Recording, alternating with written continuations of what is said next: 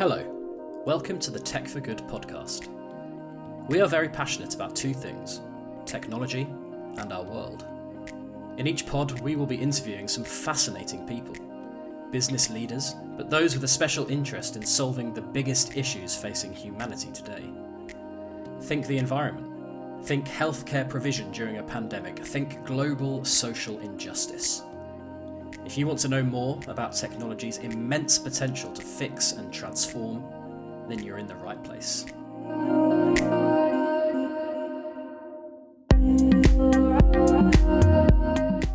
In this episode, I speak to Alex Rahin. Alex is the Chief Product and Technology Officer at Cervest, a startup that uses AI to help businesses protect their assets from the risks and effects of climate change. Former senior leader at Intel, Microsoft and Amazon, Alex knows all about the power technology holds. In the interview we discuss the startling knowledge gap around the climate emergency and why tech and collaboration could fix the problem. But first, I ask Alex about his motivation behind joining Cervest.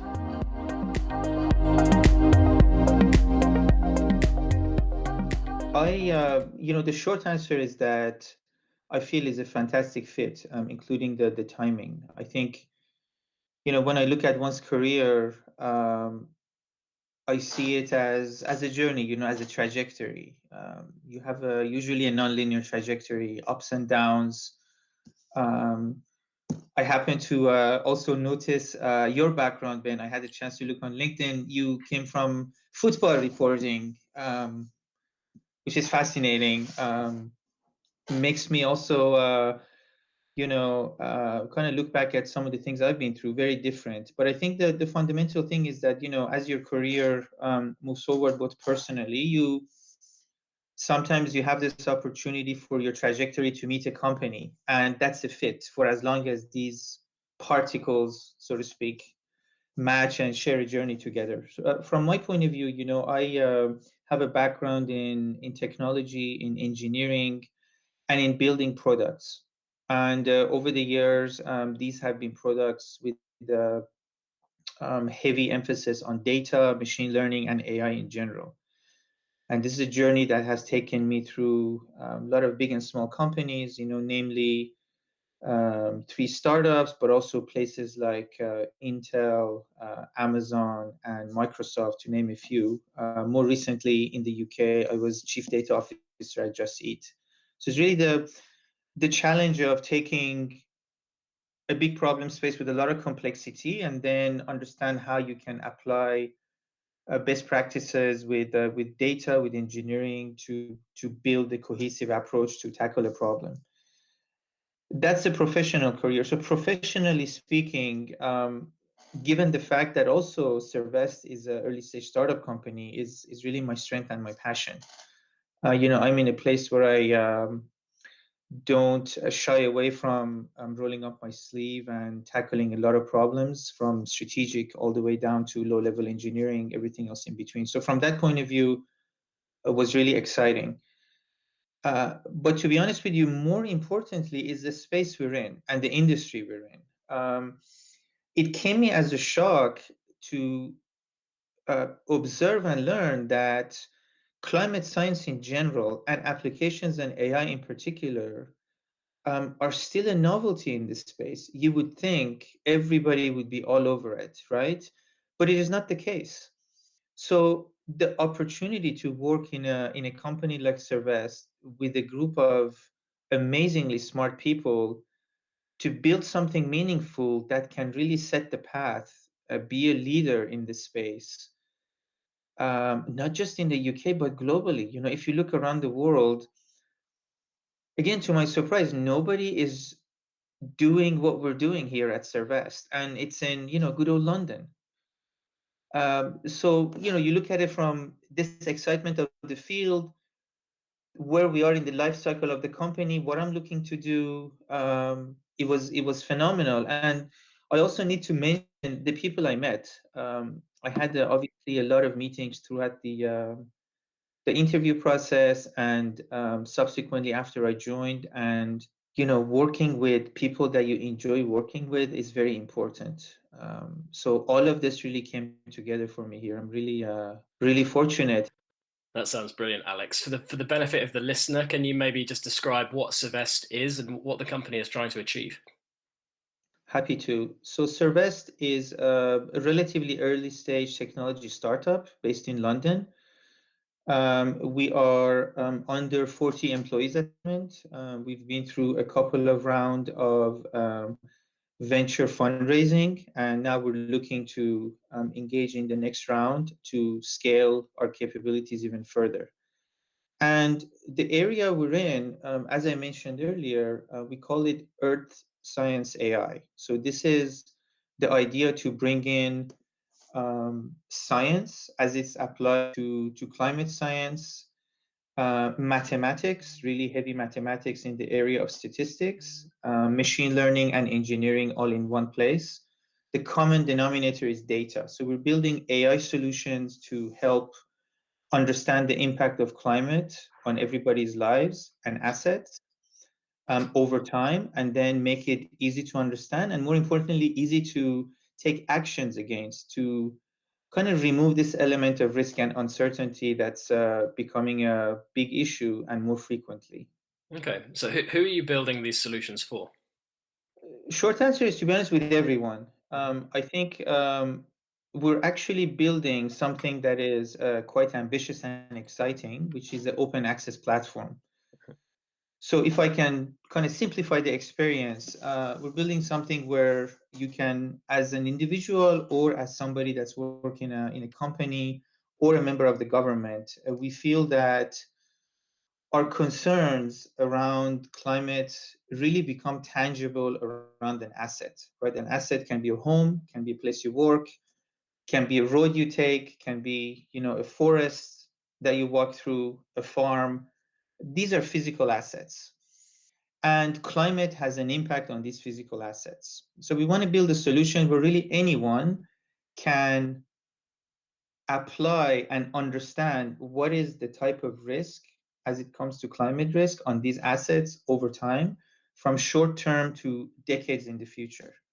So it has really large ramifications around your day-to-day life, around longer term planning, but especially if you're a company that has to run a business, has to make investment decisions, has to manage day-to-day operations.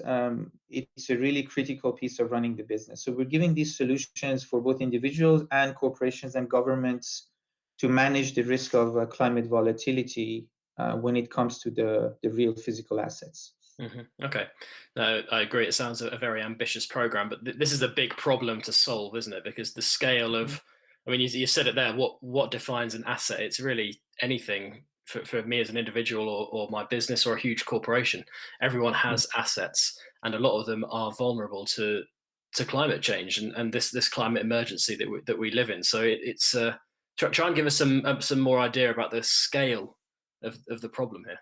Yeah, so one of the things you learn in tech is to combine two levels of thinking. One level is the vision that we built, and the vision is roughly what I described. We really want to be a place where, similar to the first time you used Google, um, there was no going back. You wanted to find something on the internet, there it is. There's no going back. Google became an important part of everybody's life, and then over time, different solutions came up. But it came from the idea of organizing the world's information. That's their vision. For us, is to make climate risk tangible at an asset level. But I think that becomes interesting when you start to actually now have an execution plan to build that solution. And the way we're looking at what the platform looks like is across three, I would say, dimensions, all three of which we work on to bring together and to scale over time. One of it is assets, is the fundamental dimension. So here we've already built a platform that has um, right under 600 million assets. Initially, we focused on what we call the built environment. So these are buildings. But buildings cover residences, businesses, offices, factories, critical infrastructure, airports, etc. There's a lot that's get covered by the built category. And then over time, over the next 18 months, there will be more. There will be what we call linear assets. So these are roads, railroads, pipelines, cables, infrastructure, power lines, etc. And also biological assets. We're actually further along on the biological assets, including farms and the crops that grow on farms. Is a very important element of risk that humanity has to manage, but by extension also forests, natural resources like that. So three large asset classes, all of which will be soon searchable on the platform, starting with the physical assets on the building side. Then, once you browse and you find something that's relevant to you, either as an individual or as a business, you'll be able to apply what our science team is building, which is layers of analysis when it comes to climate signals and climate risk. So think of it as multiple signals and multiple risk models that we bring together and we apply to what it means when it comes to the physical assets over a time period. Things like extreme precipitation, extreme heat, storms, wildfires, flooding, whether it's riverine flooding or coastal flooding. There's a list of over 20 such things. And similarly, over time, these will scale and become complete. And what's also interesting here, Ben, is that one of the things that we can actually achieve using mathematics from the field of statistics, build models that combine different risks. And this is something that's actually very unique to Cervest. Today you can go find unique models that have, let's say, temperature or flooding or precipitation. But a lot of times that actually misses the great events. One typical example is that you have an area that goes through very low precipitation over time. So there's drought, right? Maybe that drought signal is medium, great. Then you have another risk, which is extreme precipitation, which is perhaps also medium to low. Maybe you look at a different signal, which is flooding. Flooding is now very low suddenly. But what oftentimes happens is that a region goes through drought, suddenly there's extreme precipitation, which leads to flash flooding. There's no science out there that can capture that. So you need to not only bring science of climate, but also use very innovative, what is currently proprietary for Cervest, mathematical models that allow you to work these scenarios. So it's a big area, but that's the second dimension around the climate signals. And then thirdly, is very important, all of this science and all of these technologies need to be applied to real problems, right? And real problems, this is where we intersect with where the market is going, how people are thinking about these issues, how companies actually reach out to use these solutions and integrate them into their ways of working, etc. So here there is also some emerging standards that try to formalize some of these issues and help companies kind of approach this in a more aligned and consistent way. So here there is a lot of use cases that we're going to build, including regulatory disclosure. Some movement is out there similar to ESG reporting, which is environmental, social, and governance, for environmental reporting, for transition risk, for physical risk. As an investor, there's increasing pressure to get a sense of what you're investing in, right? Is this company or is this asset climate safe? How much risk there is, etc. So there's a level of disclosure, and our technology will provide solutions for that. But more into the future, real day-to-day solutions for managing operational risk, operational resilience, and then simulations of what the future holds for a company that can inform investments. Hello, I'm Daniel Brigham, editor of the Tech for Good magazine. I hope you're enjoying this podcast, and if you want more, why not head over to techforgood.digitalbulletin.com for some amazing and thought-provoking stories. How about AI's role in fighting the Californian wildfires? Or maybe one startup's mission to end illegal fisheries using satellites and machine learning. Read and subscribe at techforgood.digitalbulletin.com.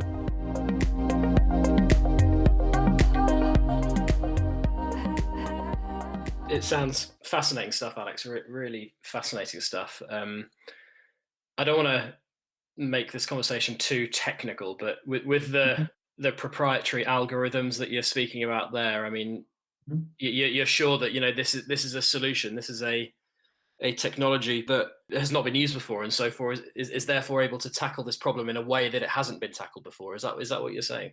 Yes, Yeah. absolutely. Yeah. How proud are you of that, and how exciting is that for you as somebody who has obviously held some really or worked for some of the biggest technology companies in the world, now working for an early stage startup, but in a way that kind of excitement, that kind of feeling that you're on the cusp of something here, that must be really exciting. It's supremely exciting. It is really, I feel, really privileged to be doing what I'm doing. The cliche thing to say is I honestly would do this for free. I'm not going to say I'd pay for it, but you know what I mean. It's such a higher level of engagement, both intellectually and I think personally, that is really kind of a once in a lifetime privilege to be part of.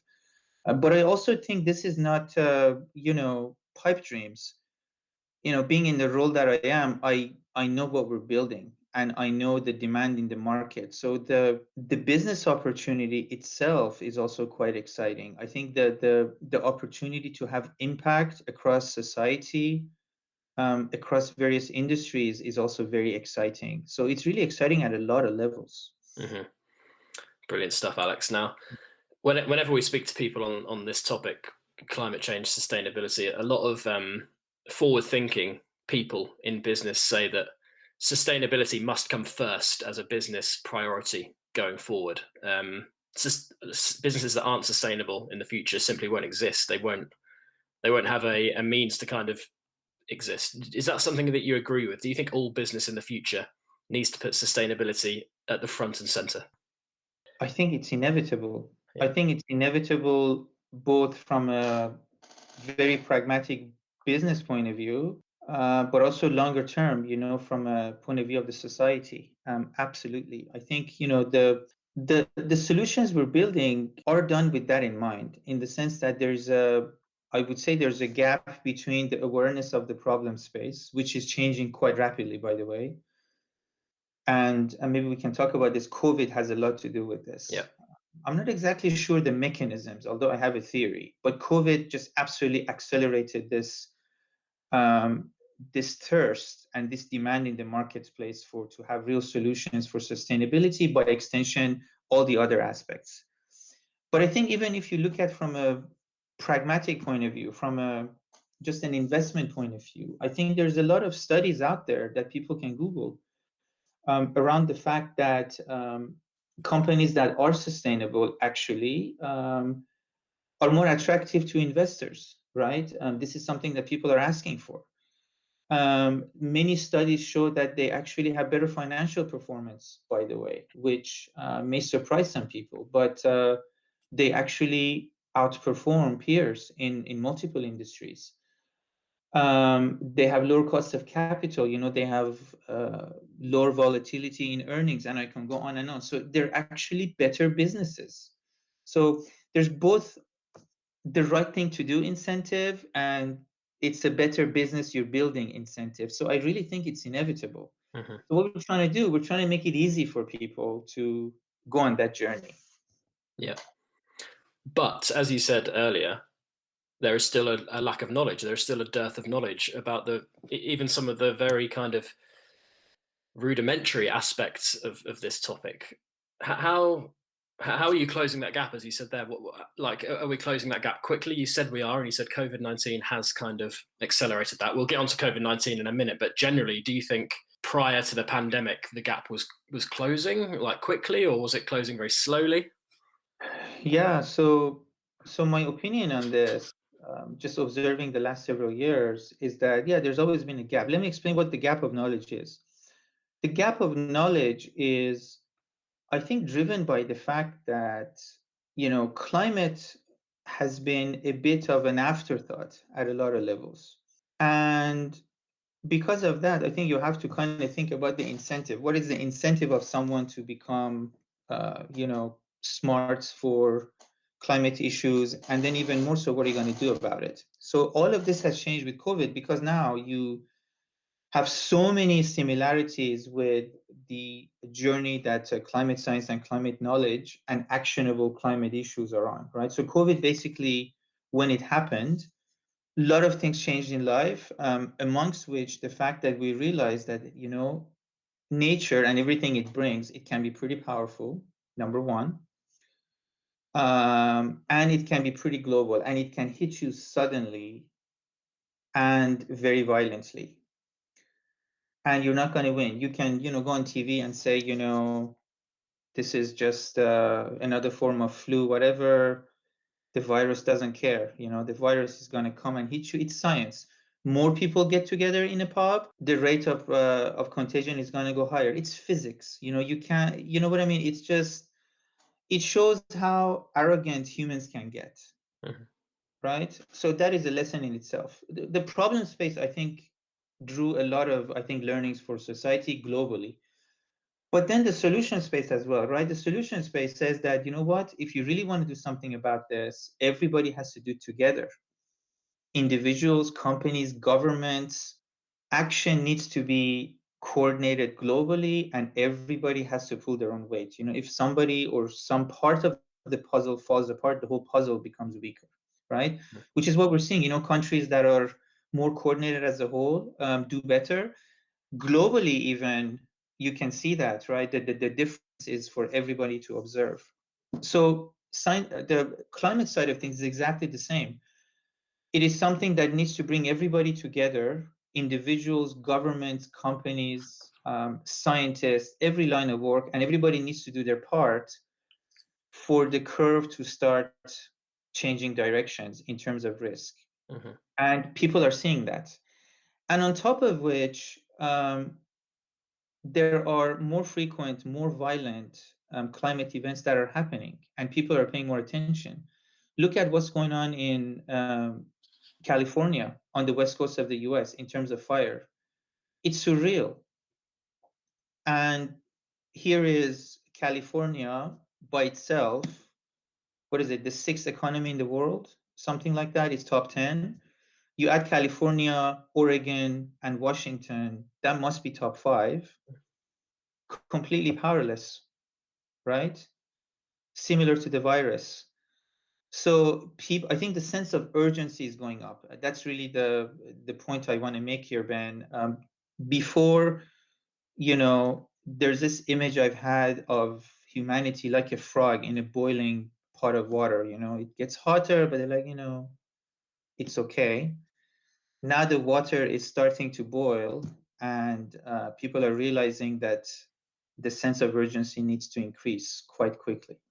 Do you think, though, that we will reach the sense of urgency that we've had because of the pandemic? Because the pandemic was something that nobody expected, and then it was suddenly upon us. Climate change is something that is kind of, as you said, the water's boiling. It's getting to a different point. But do you think that urgency? Do you think we're going to get to that point where the urgency is as it was with COVID-19, or do you think it's just getting slowly getting there? Because my point is, unless there is that kind of collaboration that you mentioned between so many important kind of institutions, whether they be public institutions or private companies, all coming together, do you think that can happen soon enough to kind of solve the real problems here? Absolutely. I think it's happening already. Yeah. I think it's happening through a multitude of isolated cases, industries, companies. Mm-hmm. But it's reaching to a point where these guys are talking to each other. And now there is efforts around organizations that bring all these voices together. What I'm seeing in the market is very revealing. Forget the theory. We're getting a lot of contacts from companies that essentially come tell us, take a utilities company, for example, a water company is a real example. They're coming to us saying, look, climate risk is not hypothetical for us, it's a real thing. It's happening now more frequently than ever, more violently than ever. And, we have a fiduciary responsibility to provide water or gas service to this part of the country, and we're at risk of disruption. what do we do? Do we invest in our current infrastructure? Do we build new ones? If so, where? Where do we focus? How do we go? It's a real problem. And this is a conversation I've had now multiple times across multiple industries. Mhm. So it is real. It is very real. So, I think COVID was, something that hit us within weeks. Um, Climate, I think, has already been there and it's accelerating. And I think it's going to get to that point fairly quickly. Do you want to keep up to date with the latest in enterprise, technology, and digital transformation? Visit digitalbulletin.com for news, long reads, thought leadership, and so much more. That's digitalbulletin.com.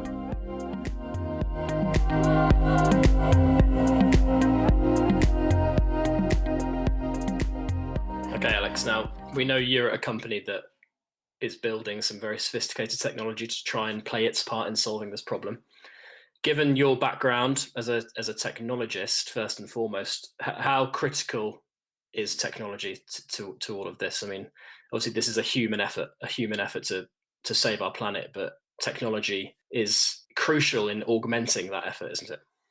Absolutely. I think technology is a tool. You need humans to take action. Technology is going to give you information, is going to give you insights, is going to help you make decisions. It's not going to make the decision for you.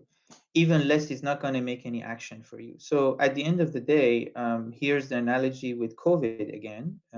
You can have all the best science, but you still need to move forward, and there's more to it than just knowing.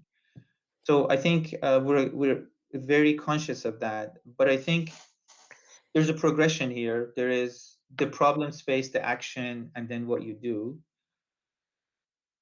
The space we'd like to add value to globally is bridging this gap between awareness, lack of understanding, confusion, into a place where there is clarity of understanding of what the impact is.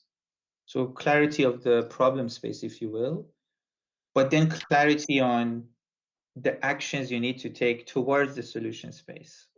So we'd like to really help the world bridge that gap. And when it comes to action, you're going to have players from individuals to governments or global organizations, even beyond governments. We like to make it very simple for all of these entities to work together and to take actions that are positive globally. That's kind of where we come in. What can you learn, Alex, from your career in technology? And obviously you worked through the kind of era of digital transformation, and you've seen the power of technology to deliver change for business, whether that be through kind of new efficiencies or the capabilities to build products that we never thought were imagined. What can you learn from kind of those experiences? And obviously you worked, as we said before, you've worked for some of the biggest and best in this area. Can we draw any kind of lessons from that journey?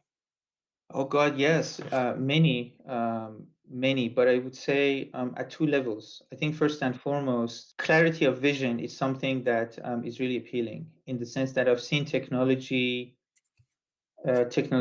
ideas in general start as what people call moonshots, with a level of ambition that one could get laughed at. And examples are many. You pick many of the current existing tech companies, big and small. A lot of them started as a joke. A lot of them started as an idea that nobody wanted to invest in, nobody believed in. But through the strength of the vision, enabled by the ability to at least make it happen, it became a reality. I see the same thing here in climate science. Mm-hmm. And especially AI, is a tool that really is ramping up now, is a set of technologies that needed some underlying enabling technologies. We needed a lot of data, we needed strong algorithms, we needed cheap, affordable compute power, and some technologies to bring it all together. This didn't exist necessarily, even 10 years ago. Now it's there. So all the pieces of the puzzle here to build the right technology to actually have solutions that nobody's even thought of yet. And Ben, this is important because we're in a industry where, as much as we are responding to market demand, we also have to shape market demand, right? It's like showing people solutions they didn't know could exist, right? People haven't sat down necessarily and thought through, here's what I need to do to build climate security into my business. We show them how. So it's very exciting because we're also shaping the way this technology can be used and deployed. We're not just responding to market space, or we're not replacing something with another solution that's cheaper, faster. Is a major shift in people's way of working and people's thinking. Mm-hmm. How much of the responsibility should the big tech companies of Silicon Valley sort of shoulder here? Because we know over the last couple of years, most of them have come out with, climate pledges and promises to be carbon neutral by, 2030, or, big, bold kind of statements like that. But obviously, when you consider the amount of organizations and people that rely on these companies for their infrastructure, that how much responsibility should they have to ensure that the people who use their technologies are also taking similar action? They're not just doing it for themselves, but they're also spreading the message, because surely these companies are critical to this, aren't they? They absolutely are. So there's a few things they can do, big and small. For instance, going back to the question you had around sustainability, the very least a large company can do, tech or non-tech, by the way, is to be honest and proactive about their own direct impact on the environment, right? Before you preach to somebody else, fix your own backyard, right? If you're a company that relies on selling stuff through lots of cardboard boxes that are everywhere in the world, you pick whichever company you want to pick. Well, what is the impact of that on the environment? Are you actually investing to make it easier for people to recycle? On and on. I can go on and on, right? If you're a company that's building an electronic device, there is so much impact in terms of chemicals, in terms of carbon, in terms of resources, et cetera, without even getting to the human level. What are you doing about that? So I think within the actual business of these companies that have tremendous footprint across the planet, there's a lot of opportunities. Definitely, that's where I would start. But then by extension, these guys are so big that any kind of a directional change they set on requirements when it comes to impact on the environment is going to propagate. Others are going to follow. So it's really in the sense of leadership. Start with your own business, but then make it easy for people to adopt and to follow you. So that's kind of a bottoms-up impact, which I think is huge. But I think top-down also, we're talking about sustainability in terms of how a business performs, for instance, when you're aware of these issues. There's a lot that can be done to make it easier for bigger picture global or government level initiatives to be successful through sponsorships, through making funds available. Selfishly, I'm going to say, and we're starting to have these conversations with some of these companies through investment in technology startups that have taken a problem space and want to innovate. You can also directly contribute. So there's a lot they can do. But I would start in my own backyard. That's an interesting point, actually, that the ecosystem there that you've mentioned of these huge tech companies that we've spoken about, the governments who shoulder a lot of the responsibility, and then the tech startups like Cervest. I mean, it's the blend of those kind of three types of entities that is going to ultimately kind of solve this, isn't it? Absolutely. Yeah. Everybody has to come together. But I think with their impact, they can lead, and they should. That was the Tech for Good podcast.